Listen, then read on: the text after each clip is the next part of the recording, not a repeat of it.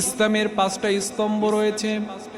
1 number স্তম্ভ হলো এই কথা বলে সাক্ষ্য প্রদান করা, আশহাদু আল্লা ইলাহা ইল্লাল্লাহু ওয়াহদাহু লা শারীকা লাহু ওয়া আশহাদু আন্না মুহাম্মাদান আবদুহু ওয়া রাসূলুহু। যেই ব্যক্তি ইসলামের স্তম্ভের ভিতরে ঢুকতে চায়, ইসলামের ভিতরে যেই ব্যক্তি প্রবেশ করতে চায়, সে ব্যক্তির প্রথম নাম্বার দায়িত্ব হলো এই বলে সাক্ষ্য প্রদান করা, আল্লাহ ছাড়া কোনো ইলাহ নাই, আল্লাহ তাআলা ছাড়া কোনো রিজিক দাতা নাই, আল্লাহ ছাড়া কোনো বিধানদাতা নাই, এবং মুহাম্মদ রাসূলুল্লাহ সাল্লাল্লাহু আলাইহি ওয়াসাল্লাম একজনের পক্ষ থেকেই প্রেরিত রাসূল। সবাই বলেন তিনি কে? ইসলামের 5টা স্তম্ভের ভিতরে প্রথম নাম্বার হলো আল্লাহর প্রতি ঈমান আনা, আল্লাহকে রব বলে স্বীকৃতি দেওয়া। 2 নাম্বার হলো মুহাম্মদ রাসূলুল্লাহ সাল্লাল্লাহু আলাইহি ওয়াসাল্লামকে রাসূল বলে স্বীকৃতি প্রদান করা। 2 নাম্বার স্তম্ভ হচ্ছে ইকামাস সালাত, নামাজ কায়েম করা, নামাজ আদায় করা, নামাজ প্রতিষ্ঠা করা, ওয়াইতা'আজ যাকাত, এবং যাকাত আদায় করা, যাকাত কায়েম করা, যাকাত প্রদান করা, এরপরে হজ করা, এরপরে সওম পালন করা। সবাই পড়ি সুবহানাল্লাহ।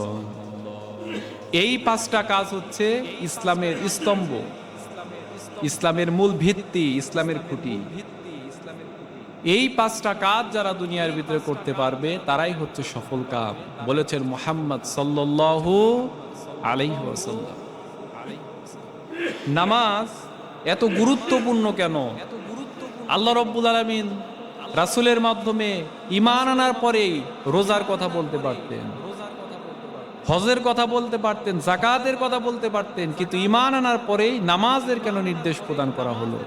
নামাজের নির্দেশ দেওয়ার 1 নাম্বার কারণ, নামাজ মানুষদেরকে 1 নাম্বার কারণ হলো কিয়ামতের দিন আল্লাহ রাব্বুল আলামিন সর্বপ্রথমে নামাজের হিসাব নেবেন। সবাই পড়ি আল্লাহু আকবার। কিসের হিসাব নেবেন? নামাজের হিসাব। রাসূলুল্লাহ সাল্লাল্লাহু আলাইহি ওয়াসাল্লাম বলেন, আউয়ালু মা ইউহাসাবু বিল আবদু ইয়াউমাল কিয়ামাতিস সালাত। কিয়ামতের দিন সর্বপ্রথম আল্লাহ রাব্বুল আলামিন বান্দার জন্য নামাজের হিসাব চাইবেন। কোনো হিসাব আগে আল্লাহ তাআলা চাইবেন না, সর্বপ্রথম নামাজের হিসাব চাইবেন। আল্লাহ তাআলা বলবেন, বান্দা তুমি কি ঠিকঠাক মতো নামাজ আদায় করেছো কিনা?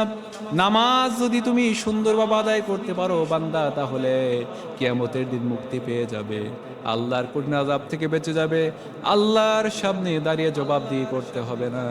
সেজন্য আল্লাহ রাব্বুল আলামিন বান্দার জন্য 5 ওয়াক্ত নামাজকে ফরজ করে দিয়েছেন। সবাই বলি সুবহানাল্লাহ। 1 নাম্বার হলো নামাজ আদায় করা।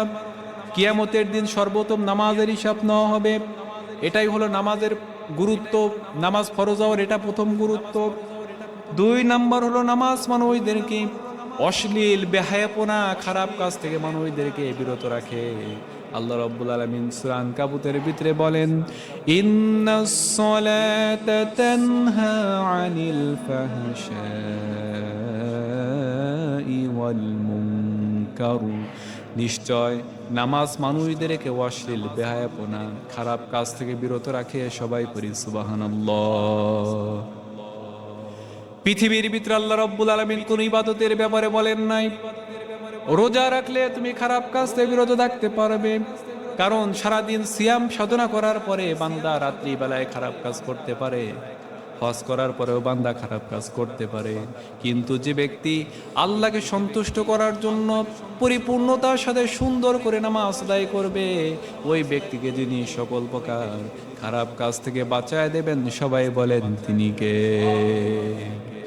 কিন্তু যেই ব্যক্তি নামাজ পড়ে আবার খারাপ কাজও করে, মুফাসসির কিরাম বলেন নামাজ পড়েও যে ব্যক্তি খারাপ কাজ থেকে বিরত থাকতে পারলো না, সে যতই নামাজ আদায় করুক না কেন, আল্লাহ রাব্বুল আলামিন ওই বান্দার নামাজ কবুল করবেন না। সবাই পড়ি নাউজুবিল্লাহ। নামাজও পড়ি আবার খারাপ কাজও করি, এর অর্থ হচ্ছে নামাজ কবুল হচ্ছে না। যে ব্যক্তি ফজর নামাজ পড়ে জোহরের আগেই কোনো হারাম কাজ করে ফেললো, কোনো অন্যায় কাজ করে ফেললো, গুরুতর অপরাধ করে ফেললো, এ থেকে বোঝা যায় যে তার ফজর নামাজটা হয় নাই। কারণ ফজর নামাজ যদি তার কবুল হতো, এটা মুফাসসির কিরামদের কথা, যে যদি নামাজ যদি কবুল হতো, নামাজ যদি তার হতো, তাহলে সে অশ্লীল কাজ থেকে বিরত থাকতে পারত। এই যে আমরা যে নামাজ আদায় করতেছি, নামাজ আদায় করা, ফজরের 2 রাকাত সুন্নত নামাজের ব্যাপারে কথা আছে, যে ব্যক্তি ফজরের 2 রাকাত সুন্নত নামাজ আদায় করলো, সে যেন সবচাইতে শ্রেষ্ঠ কাজ করলো। সবাই পড়ি সুবহানাল্লাহ।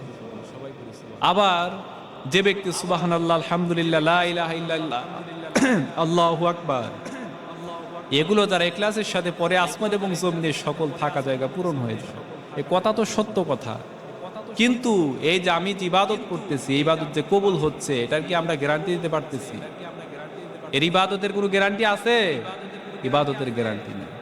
এবং নামাজও পড়ি, খারাপ কাজও করি, এর অর্থ হচ্ছে যে আমাদের নামাজ হচ্ছে না। সেজন্য নামাজ হওয়ার জন্য নামাজকে আমাদের পরিপূর্ণ করতে হবে। আল্লাহ রাব্বুল আলামিন যেভাবে নামাজের নির্দেশ দিয়েছেন, ওইভাবে আমাদেরকে নামাজ আদায় করতে হবে।